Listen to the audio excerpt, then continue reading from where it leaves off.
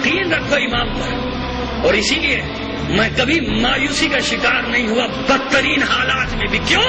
اللہ کے وعدے پر یقین ہے.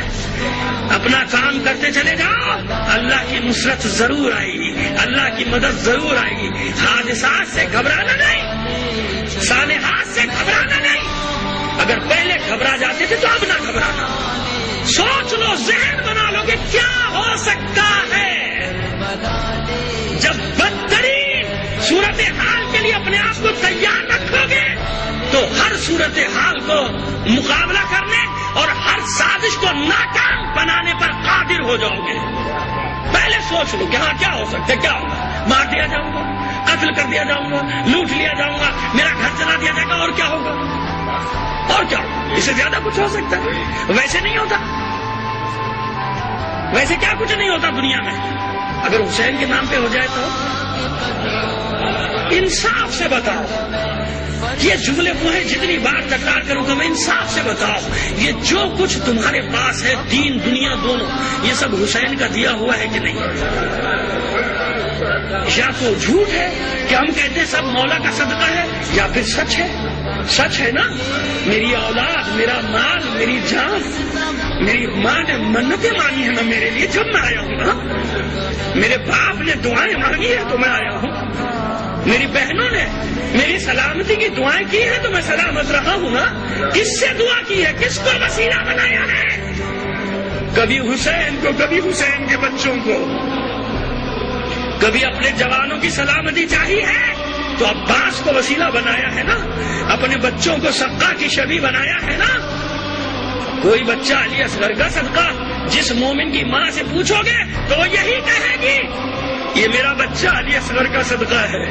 یا کسی کے لیے کہے گی علی اکبر کا صدقہ ہے, یا کسی کے لیے کہے گی سکینہ کا صدقہ ہے, یا کوئی عباس کا صدقہ ہے. تو یہ سچ ہے نا, اس میں کوئی جھوٹ تو نہیں, اس میں کوئی ریاکاری تو نہیں. تو جب سب کچھ حسین کا ہے, اب اگر حسین کہے کہ لاؤ مجھے دو,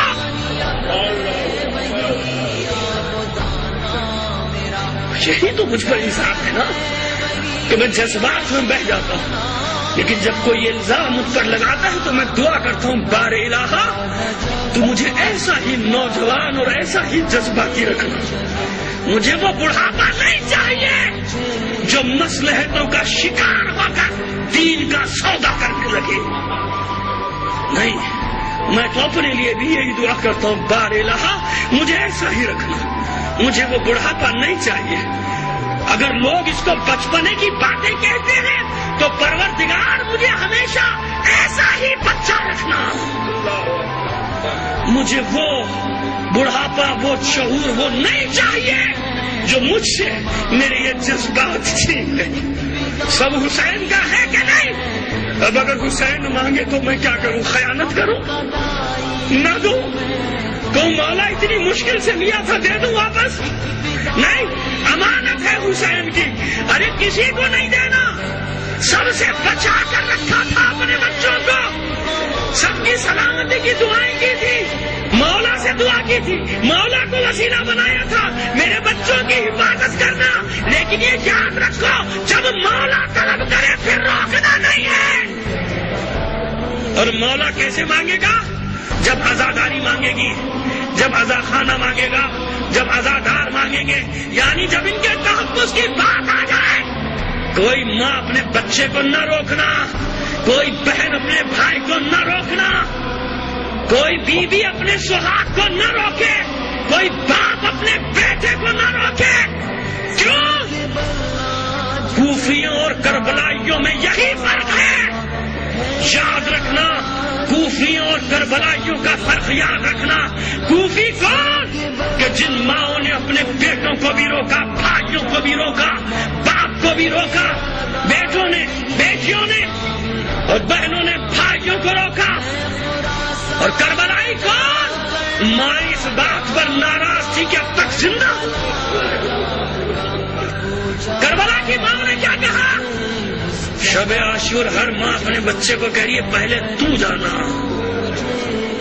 ارے حسین ہی کا تو دیا ہوا ہے, حسین ہی کے صدقے میں تو ملا ہے, حسین ہی پر قربان ہونے سے روک لیا جائے. اچھا یہ بتاؤ کہ اپنے بچوں سے تم زیادہ محبت کرتے ہو یا تمہارے بچوں سے حسین زیادہ محبت کرتا ہے؟ انصاف سے بتاؤ. یہ آخری مجلس ہے نا, پیغام کے خلاصے کرنا چاہتا ہوں. اگرچہ کہ موضوع کہی گیا کل, لیکن مجھے کوئی بات نہیں, موضوع کی پرواہ نہیں. یہ بات زیادہ ضروری ہے آپ تک پہنچانا. یہ بتاؤ کہ اپنے بچوں سے تم زیادہ محبت کرتے ہو یا حسین تمہارے بچوں سے زیادہ محبت کرتا ہے؟ کون؟ حسین. حسین تم سے زیادہ تمہارے بچوں سے محبت کرتا ہے. اپنی ماں بہنوں سے سوال کرتا ہوں, تم اپنے بچوں سے زیادہ محبت کرتی ہو یا تمہارے بچوں سے مادر حسین زیادہ محبت کرتی ہو؟ جتنی تم محبت کرتی ہو نا اپنے بچوں سے, مادر حسین تمہارے بچوں سے اس سے 1000 گنا زیادہ محبت کرتی ہے. تمہارے بچوں سے وہ زیادہ چاہتے ہیں, وہ تم سے بھی محبت کرتے ہیں, تمہارے بچوں سے بھی محبت کرتے ہیں. تو پھر یہ بتاؤ کہ تمہارے پاس زیادہ اچھی حالت میں رہے گا تمہارا بچہ یا حسین کے پاس؟ عقیدے کی باتیں کر رہا ہوں. لوگ بہت عقیدے کی باتیں کرتے ہیں لیکن کبھی ایسی نہ سنی ہوں گی تم نے عقیدے کی باتیں. آج یہ عقیدے کی باتیں بھی تو سن کے جاؤ. بہت عقیدے کے نام پہ لوگوں نے جھگڑے کرائے ہیں, عقائد کے نام پہ افتراق انتشار ڈالا ہے. آج یہ بھی عقیدے کی باتیں سنتے چلے جاؤ کہ عقیدہ کیا ہوتا ہے. بتاؤ تمہارے بچے تم زیادہ اچھی طرح سے رکھ سکتے ہو یا حسین؟ تمہارے پاس اے ماؤں بہنوں تم زیادہ اچھی طرح لاڈ پیار کر سکتی ہو اپنے بچے کا یا مادر حسین؟ تو جب حسین کے نام پر تمہارا بچہ جائے گا تو حسین کے پاس جائے گا. اس لیے قرآن نے کہا کہ گمان بھی نہ کرنا کہ یہ قتل کر دیے گئے, یہ زندہ ہے اور اللہ کی بارگاہ میں رزق پاتے ہیں.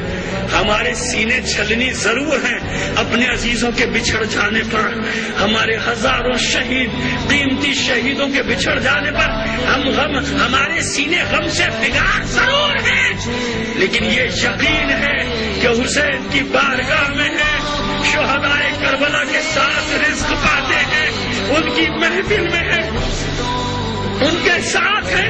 تو پھر جب حسین طلب کرے تو روکنا نہیں, روکنا نہیں. کیوں؟